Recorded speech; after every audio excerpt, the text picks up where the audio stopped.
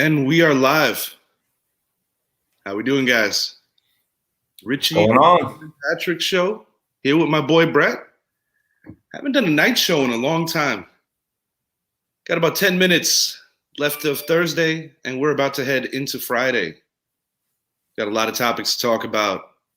We are doing a complete NFL show with the final pivotal Week 18 coming up. A lot of topics we got to speak on. Brett, what you wearing over there, bud? Oh, I'm wearing my Adam V, baby. Vinatieri, huh? Adam V, the greatest clutch kicker of all time, as far as my opinion goes. He's got 3 Super Bowls. Actually, 3 with your team, 4 total. One with the Colts. Let's talk about a guy who's not going to be able to be in any more Super Bowls, at least not this year. All right, Brett, this is going to be a good one. AB versus Bruce Arians. I'm going to give the listener a little bit of a backstory, and then we're going to get on that. Brett, lose those glasses, bro. You got that glare going on. Yeah, it's bad. It's bad. You can still see it and all that, right? Sure, yeah. Yeah, it's a little blinding, bro. I thought like that kind of gave me like the images of like the shields that the linebackers wear, you know? The ones that they were talking about, getting rid of. All right, at any rate, AB left the field in the Jet game. A lot of conflicting stories coming out of Tampa.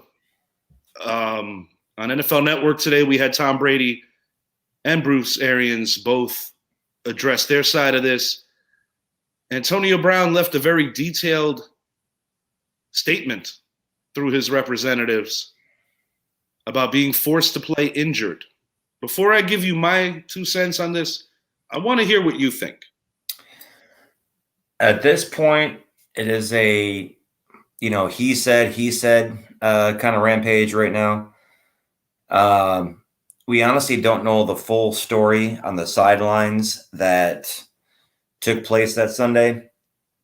There was no, all you really have is cameras from fans, showing what happened. Until it gets investigated, my personal opinion on the matter is that, it was just a bad look on AB's part, regardless of the situation.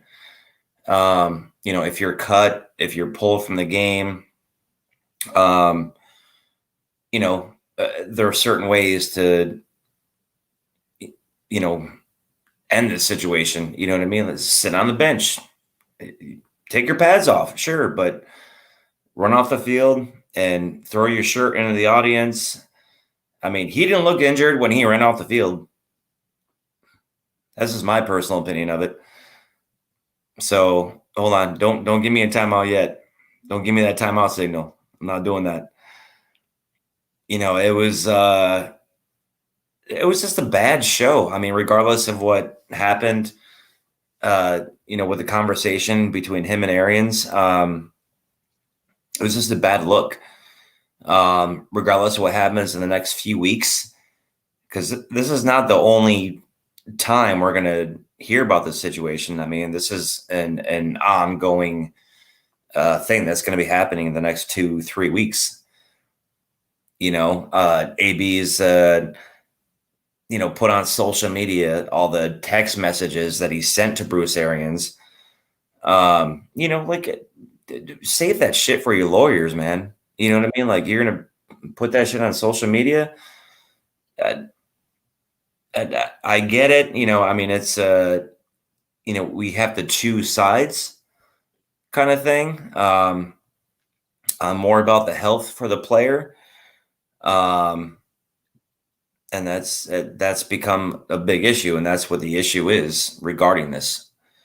Is the not only the mental health of the player, but the actual physical health of AB. And why he decided that he couldn't go back into the game.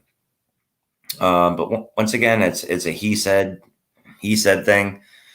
until we know furthermore about this, until it's been investigated by the NFL, it's we're not really gonna know what happened on that sideline that Sunday. Okay. There is documentation of the ankle injury going back to as early as week 5, week 6-ish. Mm-hmm. In that regard, Antonio Brown is not fibbing. And I understand that whether it's professional football or just anything that has to do with any profession, a lot of times your reputation precedes yourself. But I will say this, versus my opinion after the statement that AB released, and you know that I made a comment to you, and it's also been all over our pages, whether it's on Facebook or IG. The issue here is that both parties lack a decent amount of credibility. Because personally, I think there's more on Bruce Arians, and I'll explain why. If a team cut you, why are they worried about you going to see a doctor after the fact? They've already cut ties. I think the Tampa Bay Buccaneers were backtracking after realizing that they didn't handle this situation, quote unquote, the best way possible. Because there was a couple of things brewing. Antonio Brown was closing in on a couple of incentives, catch-wise, yardage-wise, that would have meant on one, I believe, around $300K, and the other around an additional $2 million. According to Arians, he was bitching that he wasn't getting the football. I think it's a little deeper than that. He said it during the press comments that he was on a pitch count.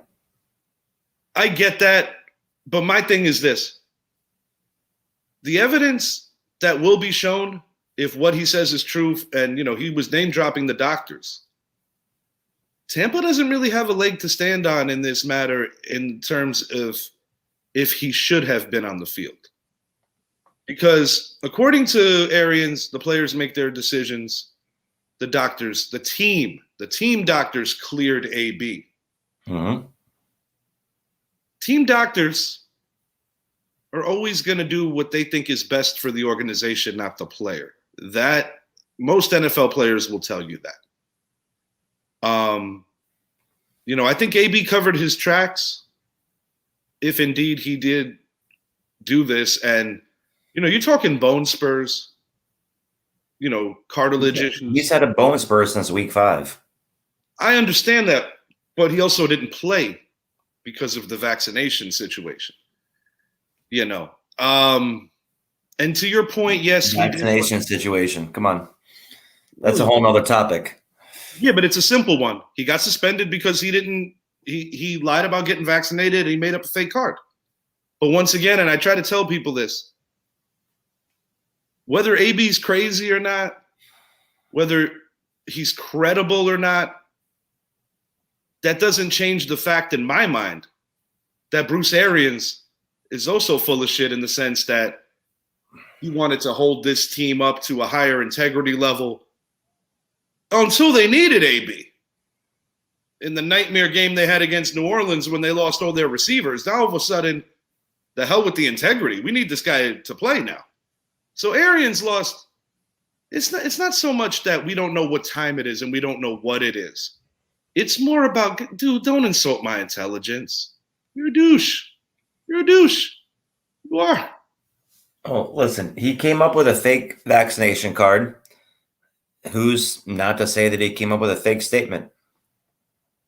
Well, it's a real statement, Brett. It got released. The point I'm making is that when you're name dropping doctors, it kind of changes things a little because he did his due diligence to see what's going on. Personally, I think there's fault on both sides, and I told you how I think this plays out. Bruce Arians is going to retire at the end of this season. He's going to avoid penalty, and he's not a spring chicken. As far as Antonio Brown goes, if this is one of those deals where it's a quick cleanup,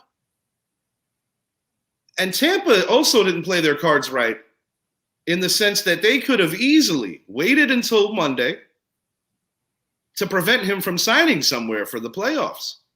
Now that can be a possibility. Well, A lot of layers to the story. He's released. Teams are already looking at him. That's the point I was making, though. If they would have waited until Monday, they could have avoided that. I don't think they were thinking. And one commonality that I've seen on both parties is that there's a lot of emotions and a lack of thinking on both sides, the organization and the player. It's not as black and white and as simple as right and wrong. Both parties are wrong. It's just a question of how wrong both parties are. And at the end of the day, dude, the organization's more at fault. You know, people are talking about, oh, what he should do, what he shouldn't do. You know, it took Tampa a little longer to respond, too. I think that says something. I think it says something when you go to cover your eyes, you know, because sometimes when it comes to truth telling, the eyes are a massive indicator showing up with the sunglasses. I thought that was a little sketch. And one last thing before we move on here. I understand that he was running off the field. I tore my Achilles. I ran out of a pool. Because sometimes raw emotion and just adrenaline can do that. But he was gingerly running off the field. It wasn't like he's making cuts. Very good. Yeah, but he's not making cuts, not making football moves. Not the same thing. That's my take at any rate. We're going to see how this plays out. But one thing I think we probably both could agree on, this is not what you want going into the playoffs for your team. And I think the Tampa Bay Buccaneers got their work cut out. And I think it's going to be very difficult for them to repeat. Well, I mean, they're already banged up as it is, you know, so this is just another obstacle for them to get over. Mm-hmm. And if anybody can do it, it's Tom Brady. You know, it is what it is at the end of the day. Yeah, you know, but I'm going to be honest. They're too made up. I don't see them going past the second round. This ain't about Tom Brady. This year. It ain't about Tom Brady. And if we're going to be really honest, last year wasn't about Tom Brady. That team won a Super Bowl on the back of their defense. On the defense, yeah. And as a unit, they're not the same team. I think they're very vulnerable. And I would be surprised if they got past the second round. But while we're on the topic of AB, his former teammate also said goodbye. A little bit more pleasant. I want your thoughts on Ben Roethlisberger. We're going to touch on the Steelers a little more towards the end of the show as we go over our Week 18 action. But what are your thoughts on Ben's lineage, his legacy, his final game in Pittsburgh, having the opportunity to take the final knee, get received by the crowd the way he did? What are your thoughts on Ben? I thought that was classy. You know, it was he's had a long career in Pittsburgh. He's been through a lot of injuries, a lot of bull crap on and off the field. The organization always stood next to him. I got to say that. And he's put his time in. So, you know, the man's been through a lot. For him to finish the season at home the way that it happened, I think was it was a perfect ending for him. Well said. He's the last man standing from the very famous 2004 quarterback class, which featured himself, Eli Manning, my guy, and Phillip Rivers. Eli won 2 bowls, both times winning the MVP of that particular game. Ben never did win a Super Bowl MVP, but does have 2 Super Bowls. And he appeared in 3. Most recently, he lost to Aaron Rodgers back in 2010. Phillip Rivers, who a lot of people feel was actually the best of the 3, never did get to the bowl. Many seasons was stopped by your team, the New England Patriots. Where would you rank these dudes, being that Ben is on the way out, Eli's been out for a little bit, and this is the first year that Rivers hasn't been in the league. So of that 04 class, I'll put it to you like this. The Giants almost got Roethlisberger, even though they drafted Rivers. Eli was traded to the Giants from the Chargers. Obviously, Ben ended up in Pitt. I guess what I'm asking is, do you think it all worked out? Or do you think that potentially if these three guys were possibly on other teams, those three teams, of course, is what I'm talking about, do you think things would have been a little different? No, I think it worked out perfectly. A lot of people, Giant fans, have said that although we love Eli, it is interesting looking back on history and if Ben would have come to New York, what that would have looked like. I mean, no. I think Eli being the guy that he was in New York, the quiet kind of guy, the hot sauce, I put that shit on everything kind of guy. You know what I mean? Like it was a perfect fit for all three of them. I think San Diego was a great spot for Philip. Played in some great teams. And at the time, I think LT LaDainian was on one of those teams when Philip came in. There's only one LT, and he don't play for San Diego. You know what I'm saying? Okay. Forgiven. You know what I mean? So I think in the football world, I think it played out perfectly. Eli retired on top. Philip didn't win it, and he couldn't with Tom Brady in that same division or Peyton Manning. Yeah, Philip was on the wrong side of some serious breaks, or there were a couple of other seasons where he played injured, just a brash of bad luck. He had issues beating Ben. He had issues beating Tom. Ben, on the other hand, could never beat Tom.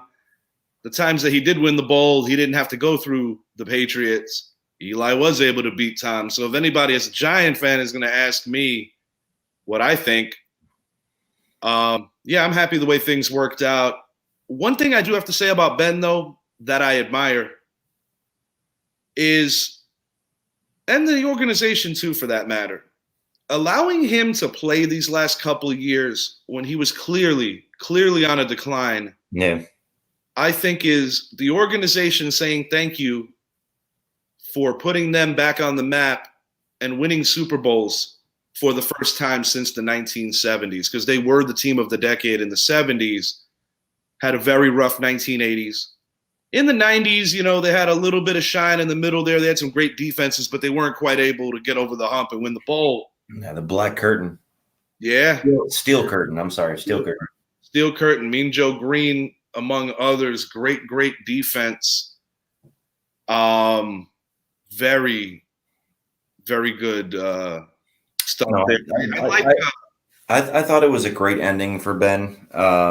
It's just ironic that the same weekend that his former teammate Antonio Brown.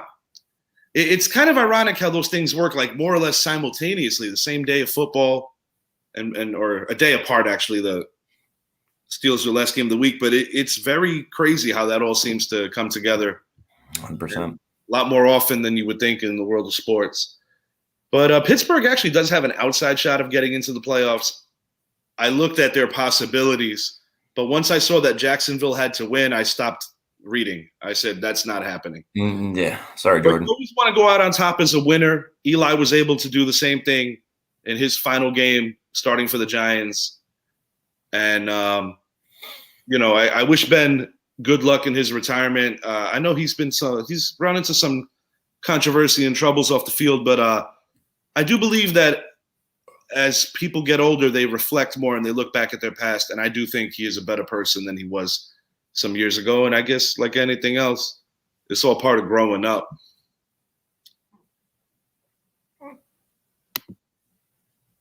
All right.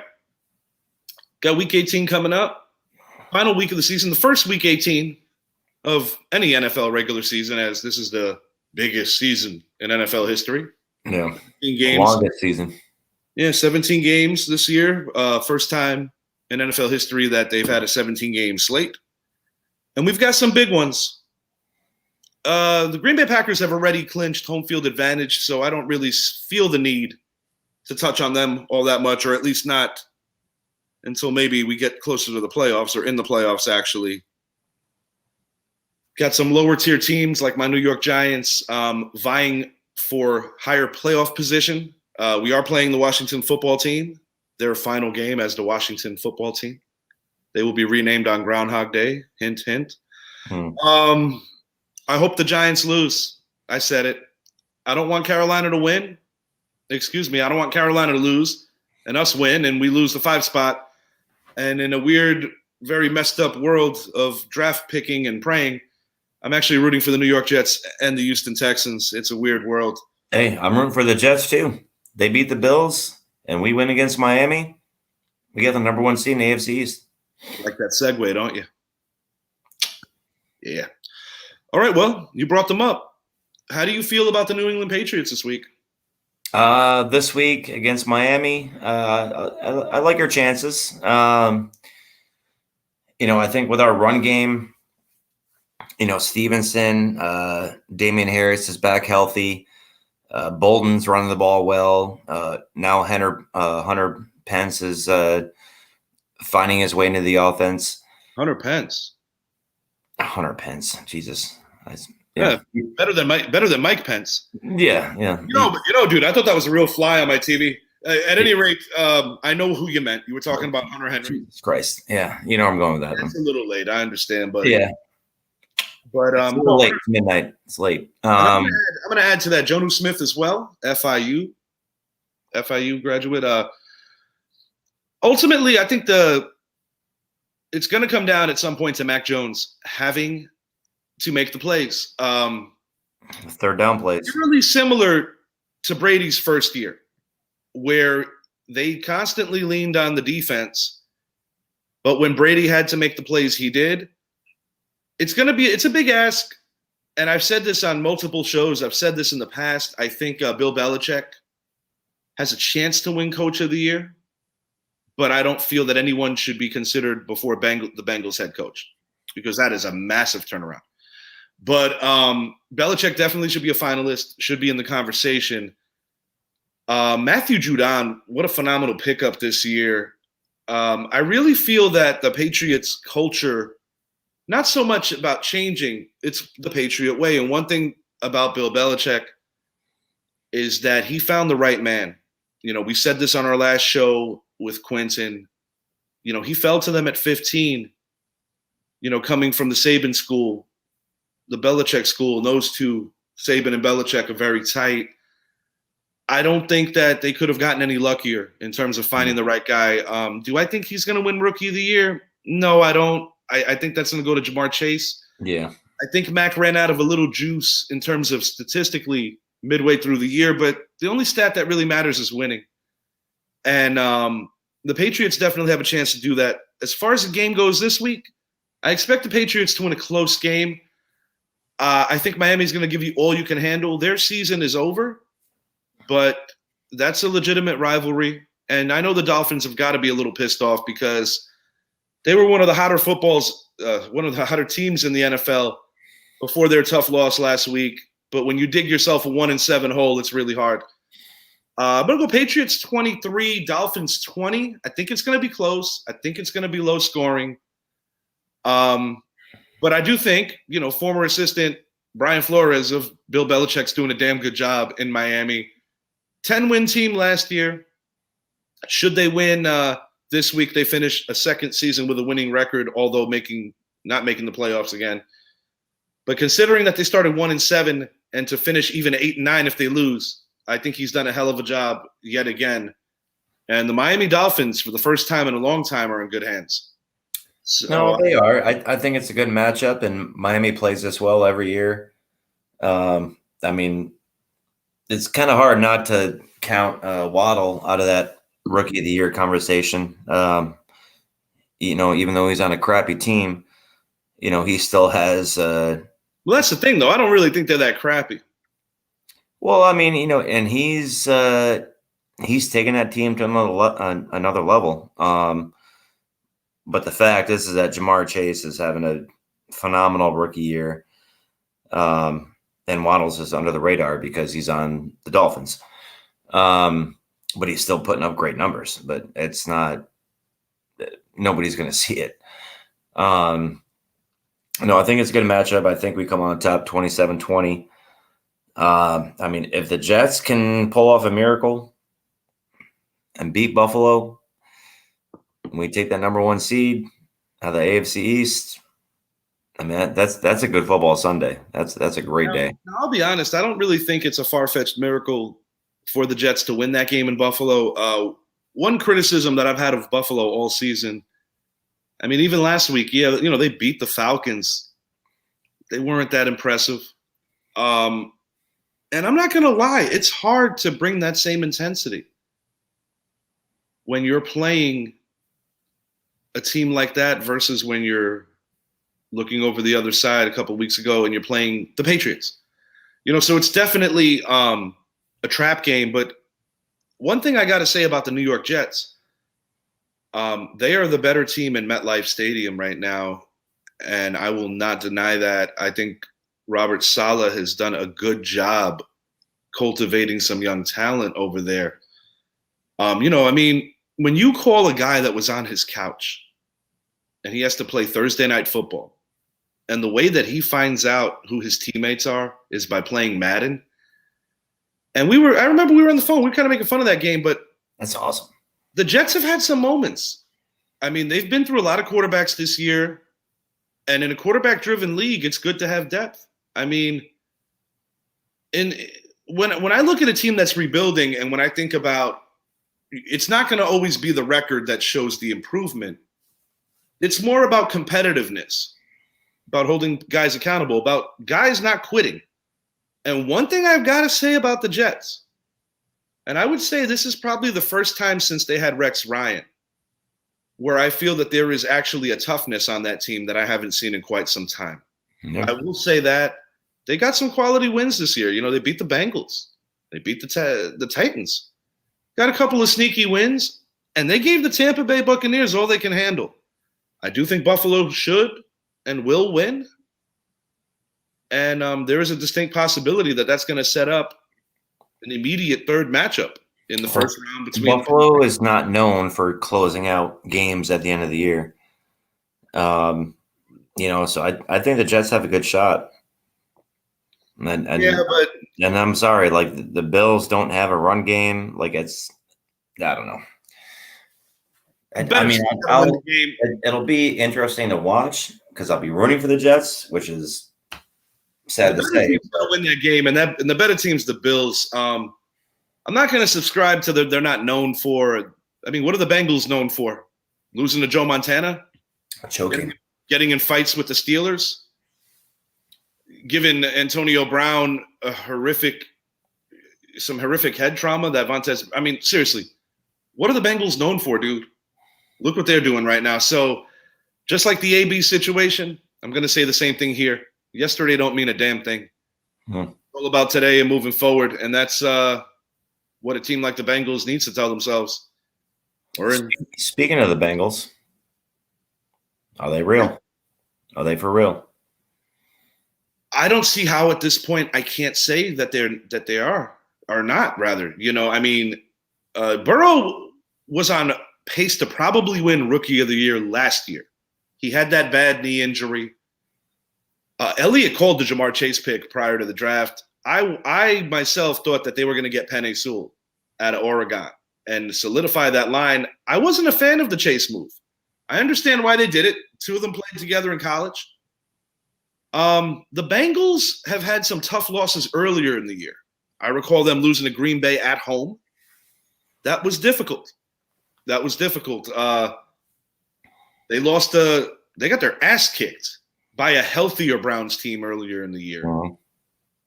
They lost to the Jets, as I alluded to earlier. But I think over the course of the season, the Cincinnati Bengals have gradually gotten better as the season has gone along. Got more confident. Absolutely. And they're young. So should they get knocked out early because of a lack of playoff experience? I don't necessarily think it's indicative of the kind of year they had or the kind of future they have in front of them, because this is what I see in the North. Baker Mayfield's future is very much uncertain. I do think he'll be back next year, but I don't think he's going to be back past next year. I mean, he was hurt. I don't think he's going to be back next year. The reason I think he is because this is not a very deep quarterback class coming out of college. No, 100% not. And I don't think Aaron Rodgers or Russell Wilson wants to be playing for the Browns. That's just my opinion. Wasn't Baker having shoulder surgery? Well, it's the opposite shoulder, non-throwing. But what I was getting at is surgery. You know, they didn't have an awful year. I think they really got derailed by the injuries. I don't care what anybody says. I think the Odell drama did a number on them too. And all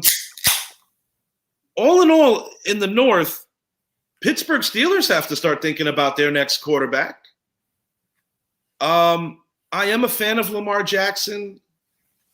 He's an exciting football player.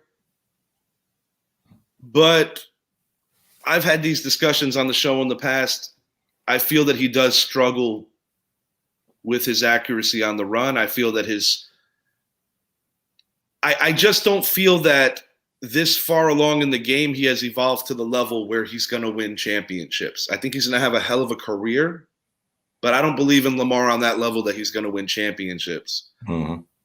And, lately with him not being in the mix, they have played well without him. I mean, they're a well-coached team, but the immediate future, I think this is Cincinnati's division for a little while now. Might possibly be. I mean, if Pittsburgh wants to shake things up. They're on the rise. So if Pittsburgh wants to shake things up, I would have to say Deshaun Watson to Pittsburgh would be very enticing. Still very young, still very talented. And, the Pittsburgh Steelers have had so much consistency in that organization going down from such a short list of head coaches. Their lineage, one thing I do admire about that organization is that they are very loyal to their players, sometimes to a fault. But in a business that is very cutthroat, and I'm not no Steelers fan, I don't like the Steelers, but I do have to say that I have always admired that about them. They are very loyal to their players, especially those that have put in a decade or more. They've had a propensity for doing that. And, I mean, you got to tip your hat to Mike Tomlin. Even in an off year like this, he has never had a losing season. That is remarkable. Mm-hmm. That is truly remarkable. Moving along, though, what are we looking for this week? We got the Niners and the Rams, too. You and I have disagreed on this one. I believe that we both have differing views. I think the Niners could beat these guys. No. Not this week. Not this week. No Jimmy G. And as Cam Akers is coming back. I mean, he may not be 100%, but no, I don't see it happening this week. Trey Lance, I don't think he has what it takes to beat that Rams team. I think the Rams are going to freaking swallow him up and spin him out. I mean, the Niners can run, do sweeps all day long, end arounds all day long. But at the end of the day, Trey Lance has to be the one to make those third down conversions and, throw when he has to. And he can do it. The Rams may very well win this football game, but I said this to you. I say it again. I think they're overrated. I don't think they are, buddy. I don't. They have three playmakers, key playmakers on all three levels of that defense. I think a lot of it's paper recognition. As a unit, I'm not sold. They're on a winning streak right now. Okay, cool. DeAndre Hopkins doesn't going into the playoffs. That's huge. Yeah, but it's a little falsified momentum. They got Tampa's number. I'll give them that much. That much I'll give them. They're not beating no Packers. I stand staunch and firm on that one. I do not see that team going into Lambeau and winning. I can see it. I can. I don't even know if they're going to get that far. I certainly don't see it happening. I don't. I can see it happening. Another thing too that I'm a little mystified with is it's Matt Stafford, dude. We that confident in Matt Stafford? So what? Matt Stafford doesn't. No, I mean, this team barely beat the Ravens. All he has to do is manage the clock, not turn the ball over, Brett, there's so much and rely on his defense. Yeah, but that's so layman's, Brett. And Brett, I don't know how many times I have to keep saying this. The Rams' defense is overrated. They're not overrated by any means. They are not overrated. Okay. They're not overrated. Okay. Aaron Donald, come on, dude. The guy takes up freaking 3 offensive linemen. As a unit. Then you got Von Miller, who can cover the field sideline to sideline. Jalen Ramsey, shut down. Von Miller is not that player anymore. Von Miller is not that player anymore. Get out of here, dude. Come on. Yeah, Aaron Donald's that player, but there's other positions on that team. As a unit, this team doesn't scare me the same way that Tampa's defense scared me last year, or the way that the 49ers defense scared me the year before that. That was last year and the year before. Dude, they can't beat Green Bay. Bottom line, Matt Stafford is not going to the Lambeau. You're putting Green Bay on a freaking pedestal, bro. Like, come on, give me a break. What do I put on a pedestal? Green Bay. You're putting Green Bay on a fucking pedestal. It's not even about you're acting like they can't be beaten at Lambeau. Well, I mean, they have quite the record there in the playoffs. What, considering their last playoff loss was at home against Tampa? In front of a very, very skinny crowd. Not the same thing. Oh, give me a break. Whatever. They can be beaten at Lambeau. Yeah. And the refs could also throw flags during the whole game as opposed to. Oh, yeah. Okay. Go ahead. Forgot who the other guy was. Keep going. I'll leave that one alone. Green Bay's winning the NFC this year, but barring a COVID outbreak, massive injury, those things we could never forecast. But I do believe that Aaron Rodgers is Super Bowl bound this year and potentially his final year with the Green Bay Packers. Win or lose, I do think this is his final year in Green Bay. Speaking of Mr. Rodgers, a little beef going on with Chicago sports writer. This is a little different, bud. I don't always hear these ones. I want to pull up this guy's name, so bear with me. Hub Akush or Kush, I don't know. Maybe he was smoking. A douche. At any rate, one of the rules amongst MVP voters is that you don't make public who it is that you are going to vote for or not vote for or not vote for. And he flat out said publicly recently that he would not vote for Aaron Rodgers based on his lack of character. He called him the biggest jerk in the league.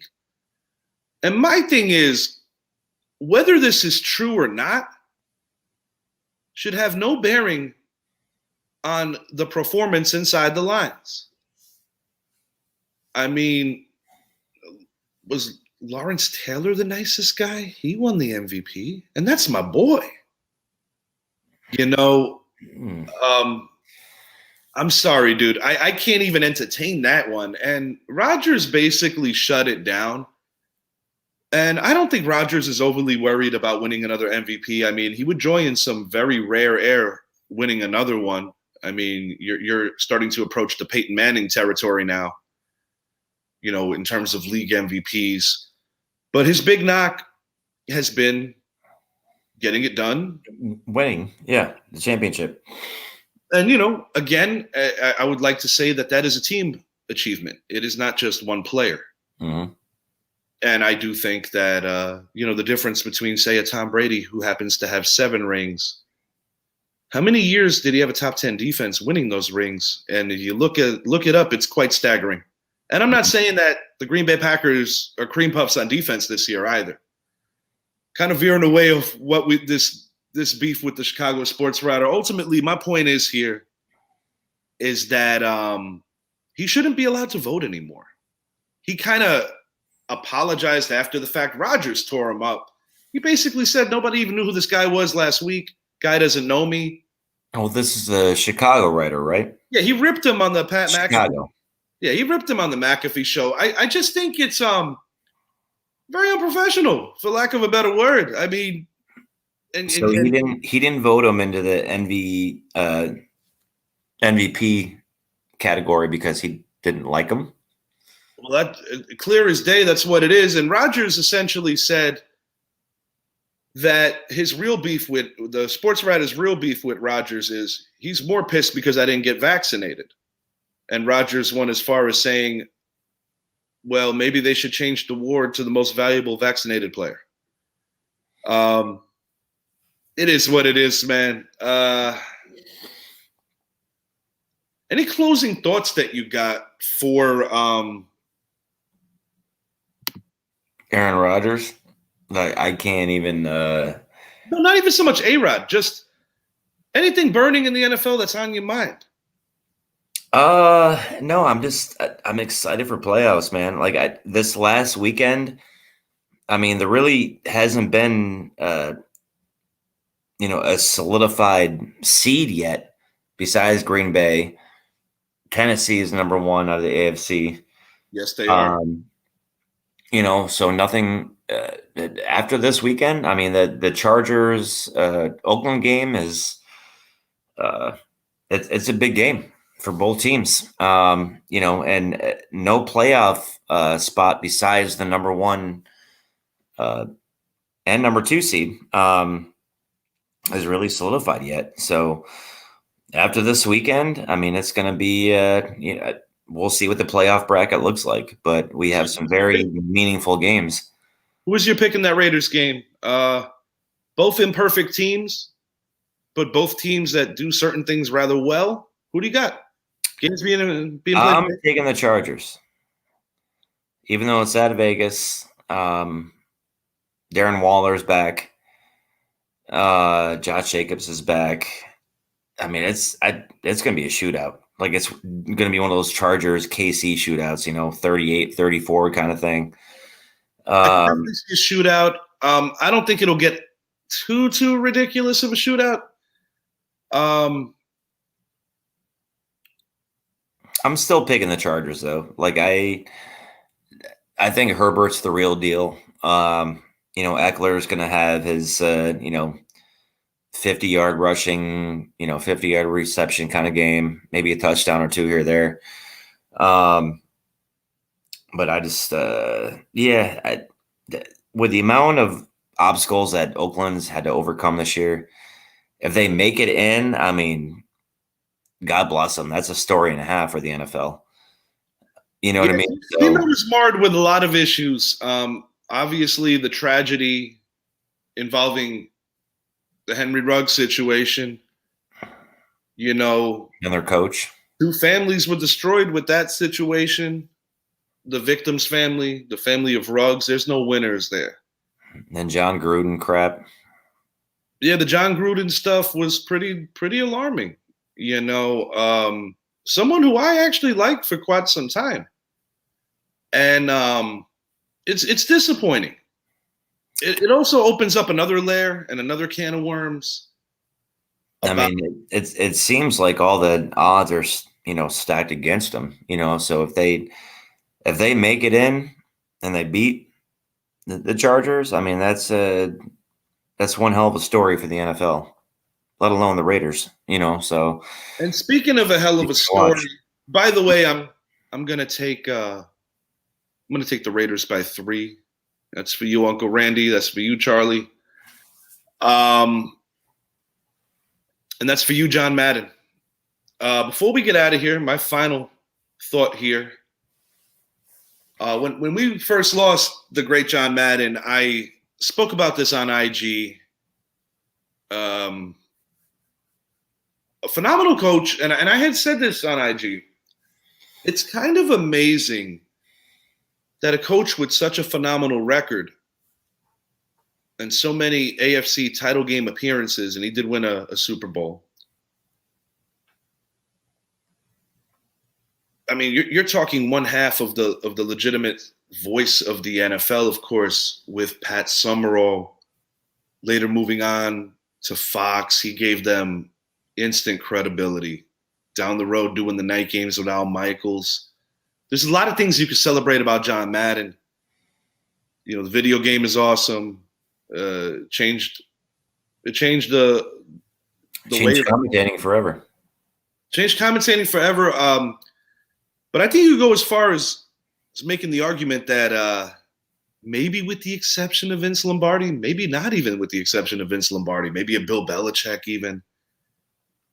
Did anybody love football more than this guy? I mean, the NFL brand of football more than this guy. Got a funny John Madden story that I got to tell you. I was kind of just binging on a lot of YouTube videos, some stuff on NFL Network. I'm going to try to give you the shortest version possible.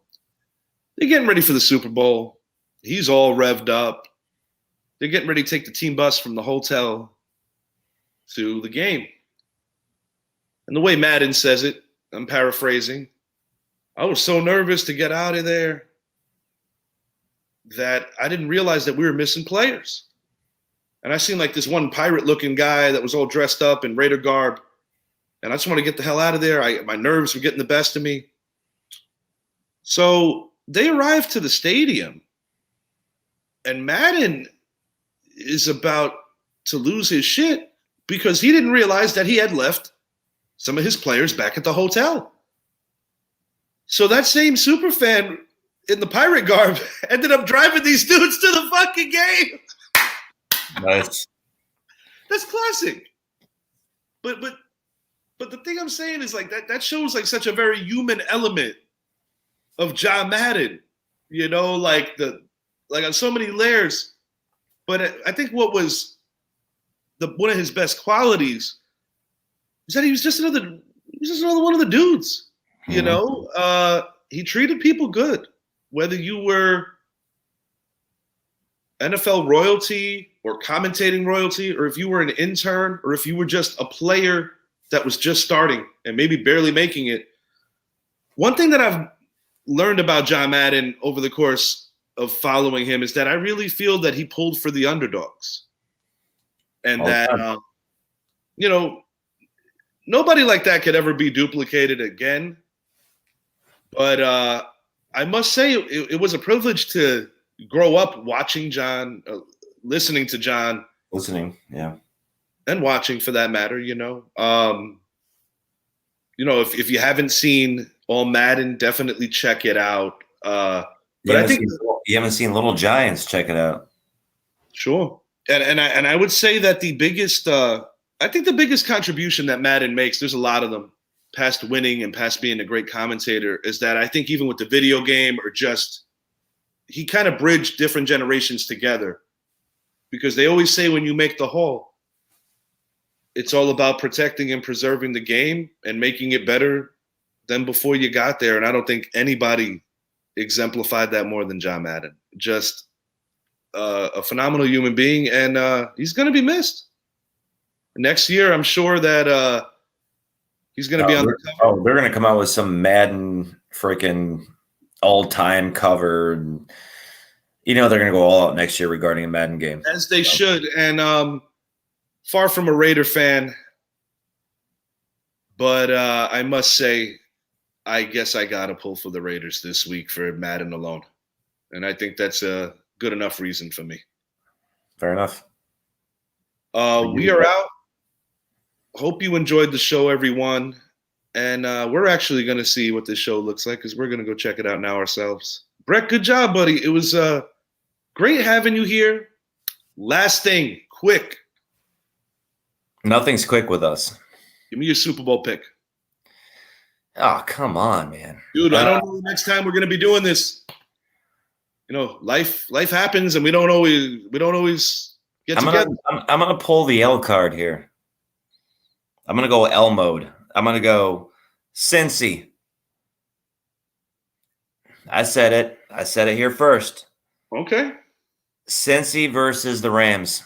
Oh, Lord. And who you got winning that fiasco? I got the Rams winning. At home, in their own stadium. Yep. So for the second straight year, you have a team winning in their home stadium. Yeah. I called it last year. All right. We'll see what happens. After the Packers dispose of the Rams, I got them going to the Rams stadium and winning the Super Bowl. This will be the first meeting between the Chiefs and the Packers since the original Super Bowl, Super Bowl I. The NFL has teased us with this, not only with this Super Bowl, but with a Mahomes-Rodgers matchup. We've been cheated out of this matchup 2 years in a row. 2 years ago, Mahomes was suffering from a knee ailment. This year, Rodgers with the COVID, with the, that whole fiasco. I finally just want to see that game. I don't. Fuck Rodgers. I'm done with that clown. Whatever. I'm done talking about him. All right. Piece of shit. Go shower and shave, Rodgers. I know you're into that shit now. So you got the Rams winning the bowl. And who you got winning the Super Bowl MVP? I know that we're going to revisit this again, but why not? Like I said, we don't always have you on here. Matthew Stafford. Get the fuck out of here, bro. Dude, you're done. I got Aaron Rodgers winning his second Super Bowl as well as his second Super Bowl MVP. We will see how this all pans out. You heard it here first. Matthew Stafford, Jesus. Guys, it was a pleasure as always. Thank you. Have a good night, everybody.